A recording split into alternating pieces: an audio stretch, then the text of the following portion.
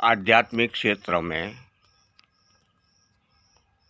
यानी कि भक्ति में भक्ति करने के लिए आध्यात्मिक क्षेत्र में प्रवेश करने के लिए जो भक्ति किया जाता है वो भक्ति शब्द संस्कृत है, संस्कृत का शब्द है। भक्ति का व्याख्या सूटी पाड़कर उनकी व्याख्या समझा जाए, संधि सूटी पाड़कर, तो भक्ति यानी कि भीतर का व्यक्त करना, यही उनका मतलब होता है, यही उनकी व्याख्या होती है। भीतर का यानी कि शरीर के अंदर जो सुषुप्त अवस्था में है उसको जागृत अवस्था में लाकर व्यक्त करना, उसको भक्ति कहते हैं। इसमें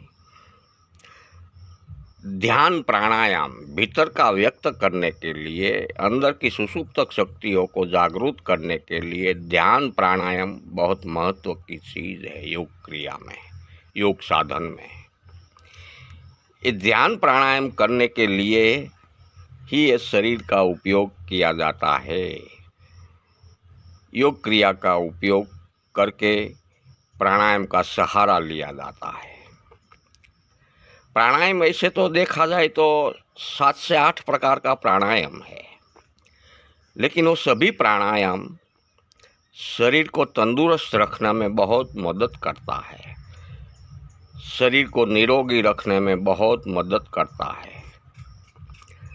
लेकिन भक्ति के लिए जो प्राणायाम किया जाता है वो दीर्घ प्राणायाम है, रेचक और पूरक। ये 3 यही प्राणायाम है, दीर्घ प्राणायाम इसको कहते हैं। इसमें कुंभक भी आता है, लेकिन कुंभक यहाँ करना नहीं है, सिर्फ दीर्घ प्राणायाम में रेचक और पूरक ही करना है। जब हम दीर्घ प्राणायाम करते हैं, रेचक पूरक करते हैं, तो ये वो प्राणायाम की कुल 3 अवस्था हमारे सामने आती है। 3 अवस्था प्राणायाम की हमारे सामने आती है। इसमें पहली अवस्था को कठिन अवस्था कहा जाता है, दूसरी अवस्था को मध्यम अवस्था कहा जाता है और तीसरी अवस्था को उत्तम प्रकार की अवस्था कहा जाता है, श्रेष्ठ अवस्था कहा जाता है। जो उत्तम प्रकार की अवस्था है वो हमको सूक्ष्म जगत में प्रवेश दिलाने की कोशिश करती है। ये तीनों अवस्था में से हमको पास होना पड़ता है। जब हम ध्यान प्राणायाम करने बैठते हैं तो तीनों अवस्था में से हमको पास होना पड़ता है। तीनों अवस्था हमारे सामने स्टेप बाय स्टेप आती है। इसमें पहली अवस्था देखा जाए तो कठिन अवस्था है। कठिन इसलिए कहा गया है उनको क्योंकि ये प्राणायाम का पहला स्टेज है। कठिन इसलिए कहा गया है कि शरीर में थोड़ा कष्टदायक होता है। शरीर में जुदा जुदा अंगों में जुदे जुदे प्रकार का कष्ट होते हैं। ये कष्ट सह लेना है, ये कष्ट में से हमको पास होना है, तो कठिन अवस्था हमारी पास हो जाएगी। अगर ये कोई भी मानव ने ध्यान प्राणायाम करते करते एक कठिन अवस्था को पास कर लिया तो समझो उनका जीवन धन्य बन जाएगा। कष्ट कौन सा आता है? कमर में थोड़ा सा दर्द जैसा रहता है, पूरे पीठ के भाग में भी दर्द जैसा होता है, कंठ के भाग में भी दर्द जैसा होता है, पैरों की नसों में भी दर्द जैसा होता है। ये सभी दर्द पहली कठिन अवस्था में होता है।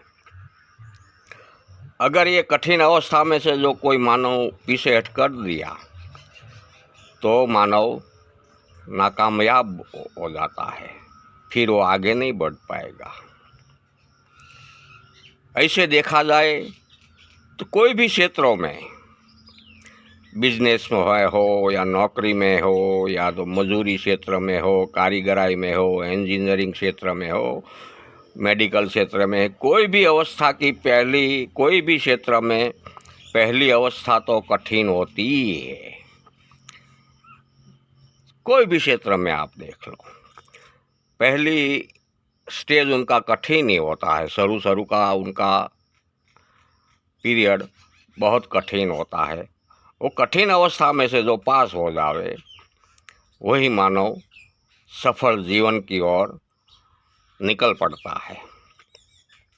इसलिए ये ध्यान प्राणायाम में एक कठिन अवस्था पास करनी बहुत ही मुश्किल है। यहाँ से ही सारे मानव की पीछे हट हो जाती है। एक कठिन अवस्था ध्यान प्राणायाम में मेरी अनुभूति के अनुसार 2 से 3 साल की अवस्था होती है। कितनी? 2 से 3 साल की अवस्था होती है। अगर भक्ति में प्रवेश करने के लिए कोई मानव उत्सुक है और पहली ध्यान प्राणायाम की पहली कठिन अवस्था जिसने 2-3 साल कुछ भी करके थोड़ा दर्द सहन करके बिता दिया तो समझो उनका बेड़ा पार हो गया। लेकिन आधुनिक समय में कठिन अवस्था पास करने के लिए भी हमारे सामने औषध है। अमीधारा तेल आता है जो हर कोई आयुर्वेद में मिल जाता है। वो तेल लगा देने से कठिन अवस्था भी आपको मालूम नहीं होगी, दर्द नहीं होगा। ये आधुनिक समय में ये हमारे सामने ये तेल की उपलब्धि है तो मानव को कठिन अवस्था की बहुत सारी समस्या नहीं रहेगी। दूसरी अवस्था है मध्यम अवस्था। मध्यम अवस्था में प्राणायाम में जो मानव ने पहली अवस्था पार कर लिया वो मानव दूसरी अवस्था में पहुंच जाता है, मध्यम अवस्था में पहुंच जाता है और अपना जीवन सफलता की ओर आगे बढ़ाते हैं। मध्यम अवस्था में कोई भी प्रकार का कष्ट नहीं होता है, उनको आनंद ही आनंद होता है। शरीर में स्फूर्तिवान शरीर बन जाता है, ऊर्जावान शरीर बनता रहता है, चेतना से भरपूर शरीर बन जाता है। दूसरी अवस्था 10 सेकंड से लेकर 30 सेकंड तक होती है। दूसरी अवस्था में ही मानव का मूलाधार चक्र जागृत होता है। दूसरी अवस्था में ही मानव की कुंडलिनी शक्ति वीर्य में से वराळ होकर, वराळ में से चेतना के रूप में प्रकट होकर, चेतना में से बिजली के रूप में प्रकट होने की शुरुआत होती है। वो दूसरी अवस्था में से ही होती है जो मध्यम अवस्था कहा जाती है। ये मध्यम अवस्था 1 साल के आसपास होती है। पहली कठिन अवस्था 2 से 3 साल की होती है, दूसरी मध्यम अवस्था 1 साल के आसपास होती है। लेकिन हर दिन आप प्रैक्टिस करते रहोगे तो, नहीं तो ये अवस्था का समय पूरा होने वाला नहीं है, ये भी मैं आपको बता दूं। दूसरी अवस्था पास करने के बाद तीसरी अवस्था आती है जो उत्तम प्रकार की भक्ति के लिए कहा गई है। दूसरी अवस्था पास करने के बाद मानव तीसरी अवस्था में जब पहुंच जाता है तब उनका दूसरा और तीसरा चक्र जागृत हो जाता है। यहाँ से ही उनका परमानंद अवस्था शुरू हो जाती है। धीरे धीरे परमानंद उसके शरीर में व्याप्त होने लगता है और मानव शरीर की पूरी चेतना, मानव शरीर के अंदर जो जो भी 10 इंद्रियों की शक्ति है, 3-4 प्रकार की ऊर्जा है, वो सभी ऊर्जा ऊपर चढ़ने लगती है मस्तक की तरफ और ऊपर चढ़कर पूरी ठंडी लहरों के रूप में पूरे शरीर में उतरने लगती है, जो बहुत आनंददायक होती है। शरीर में रोमे रोम चेतना प्रकट हो जाती है। मानव का स्वभाव आनंदीमय बन जाता है और तीसरी अवस्था में उनका चौथा और पांचवा चक्र भी जागृत हो जाता है। तीसरी अवस्था 1 साल के आसपास होती है।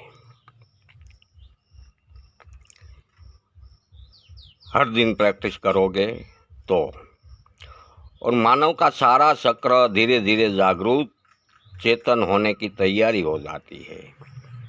ललाट पर सफ़ेद कलर का प्रकाश स्थिर हो जाता है और पूरा शरीर में आनंद की लहरों छूटने लगती है, और मानव का आसन भी 2 घंटे से 3 घंटे का सिद्ध हो जाता है।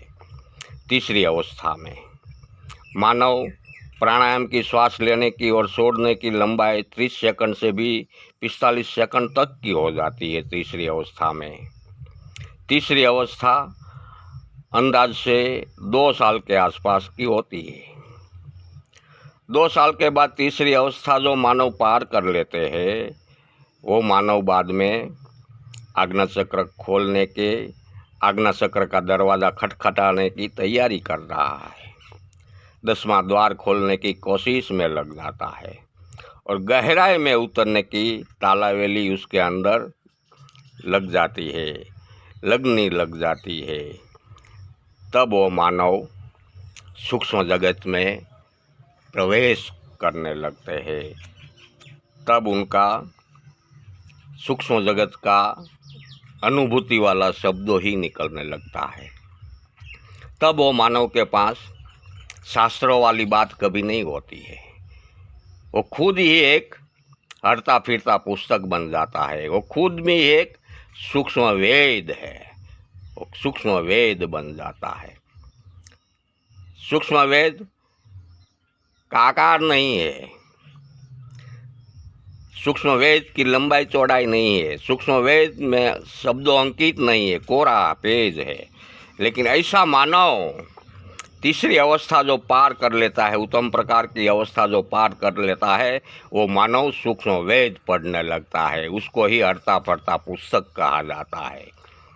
वही महापुरुष महायोगी कहा जाता है।